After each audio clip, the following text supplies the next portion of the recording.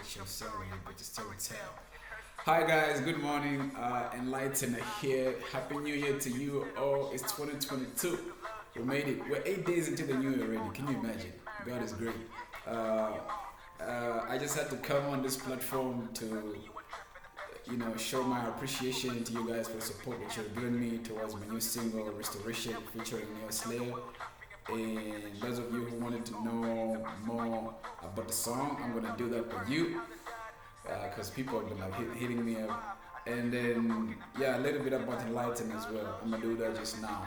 But before we proceed, hey, make sure you hit that subscribe button. Please drop a comment. I would love to know your thoughts on the song.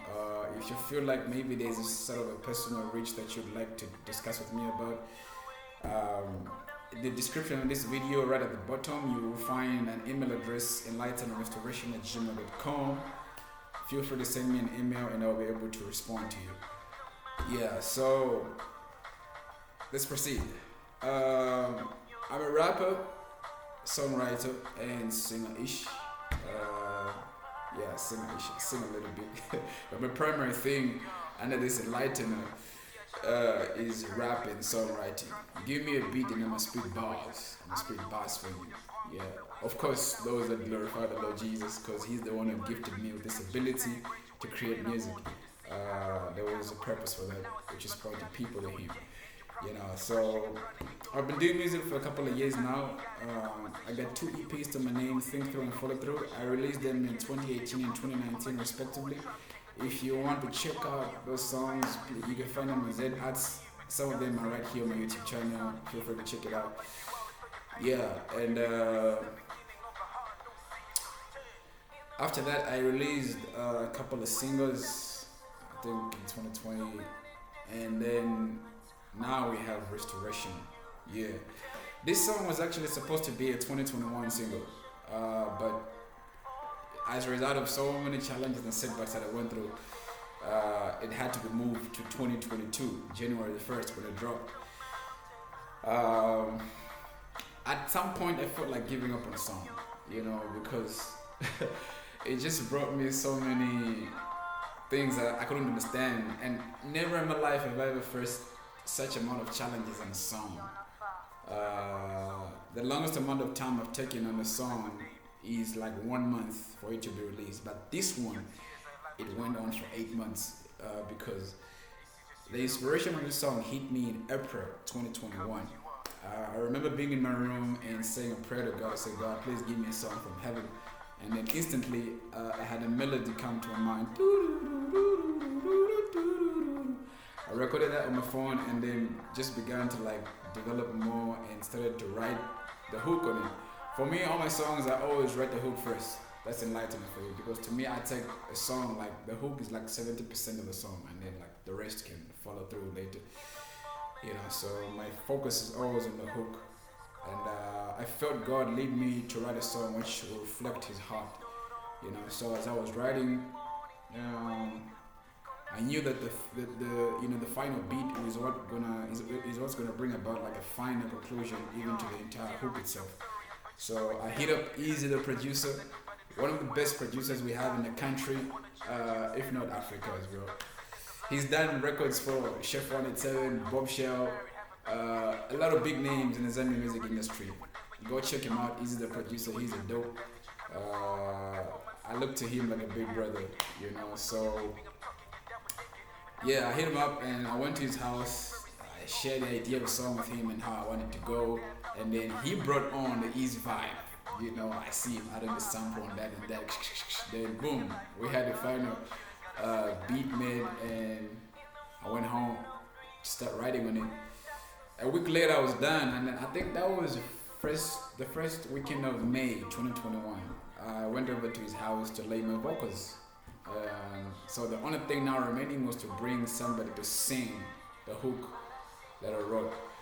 And I wanted to get a big name on the song because I wanted the song to sort of have a bigger reach, So now bringing on the artist is what sort of led to some challenges that I had to sort of hold off at times. My dad's health also came into the picture. Just so many things that I just really needed, God's grace to pull through. And the other thing is that artists that I approached for a feature, some of them let me down. You know, others were just not available genuinely. Uh, and then others were just like way beyond my budget. You gotta live within your means. And till finally I got to meet Neo Slayer. I think that was September, October, somewhere there, 2021.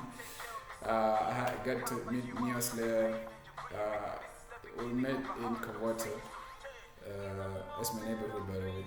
Yeah, I shared with him a song we discussed, and then from there on, it had to be now the time where he had to come record, because he's a busy guy, he's an artist, or traveling shows here and there. But we eventually got to the studio together, and he recorded, and we're here now. So going into like the breakdown of the song now.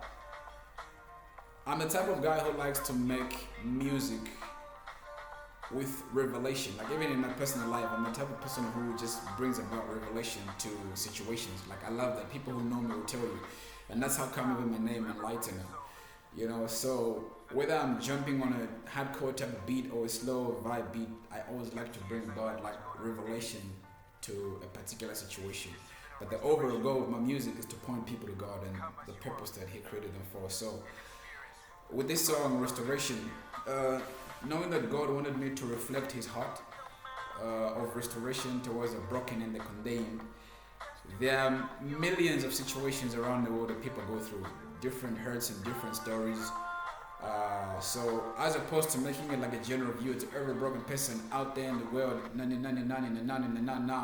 I wanted it to make more relatable. And so I had to narrow down the song to two stories, that of a prostitute as well as that of somebody in prison, and gave these characters names. So the story of Rachel is a story I created just to showcase people who end up being like victims of circumstances in this life. So Rachel is a lady who's been involved in prostitution for many years of her life. Now, as a result of the abuse and pain that she's been through in this sort of life, she wants to leave it all behind and start over fresh and have like a new start in life. Get married, get settled. But unfortunately, Rachel's dream is shattered and bashed by society because the identity she has to be that of a prostitute has sort of like made people not to value her or love her, and nobody is bothering to even know her, take time to know her. They just see her this sex object and like, oh, whatever, now that you've played around and you got diseases on you, now you want to come up and perhaps spread your diseases, keep it to yourself, stuff like that, and so Rachel is in a state of brokenness because what people don't know is that Rachel is a victim of circumstance. Her parents died at a young age, she had nobody to support her, and so her only way out in life was to sell her body, which made her, become a prostitute. But that's not something she wanted. And now, when she thinks about the dreams she has to start over in life, but then the condemnation she's facing society, and wishing that perhaps if my parents were alive, my life would have turned out way better. My dreams perhaps would have been way better.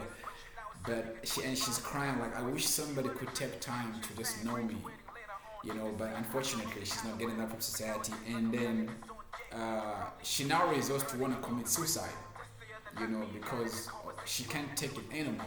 She just wants to end the pain. But that's where Jesus Christ comes in, the healing love of the broken, the differentiated, to tell Rachel to say, I've seen your cries, I've seen your pain, and I know what you've been through. And I want to restore you, and I love you just as you are. I want to make you into the person that I created you for. Because with Jesus, it's not about what you've done or what you've been through. He sees what he can make out of you, and so he's reaching out to Rachel with a heart to say, I want to restore you. And that's the hook where Neo Slayer plays like the heart of God, singing to someone, singing to Rachel in this case. That I do not condemn you. I love you and I want to restore your name. Come to me. And then verse 2, I talk about a guy named Charlie. Charlie is somebody who's been sentenced to 25 years in prison for drug dealing or robbery. He wanted to pursue the fast kind of life and money real quick and stuff.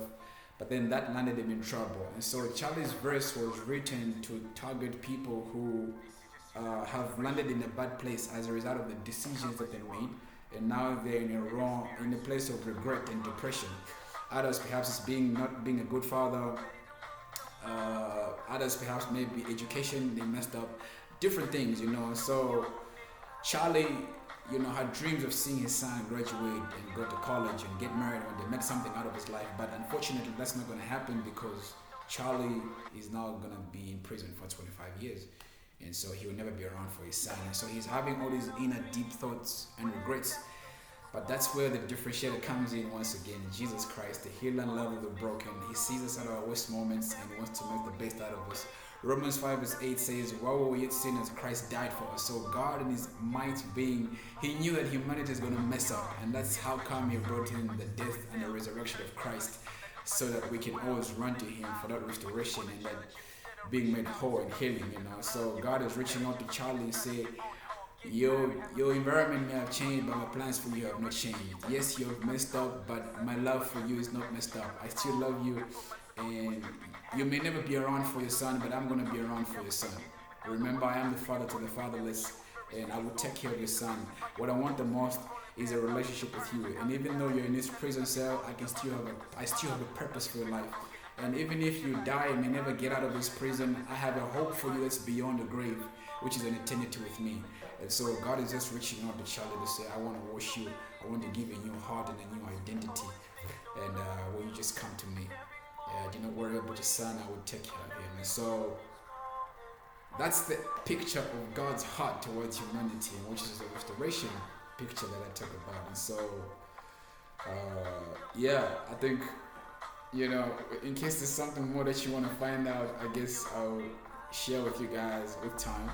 But that's basically the restoration song, in a nutshell. So, my next focus now is really to do a video. I'm sure that's going to help shape the song more, So, and after that, this is more than music to me. So I want to be involved in communities. I want to bring the aspect of restoration to come alive, So if you know of communities or groups or organizations dealing with such people with suicide, depression, and you want to see Enlightener get involved in, be it music-wise or something, please feel free to holler at me. I will definitely respond. And let's make the restoration come alive, so that's pretty much it, guys. Thank you so much for the support and everything that you've done for me. Make sure to check out my social media platforms: Facebook Enlightener, YouTube Enlightener Music, and Instagram Enlightener_restored. You go holla at your boy. You'll see this handsome face, of course. I'm just messing. But it is what it is, guys. Thank you so much. I love you all.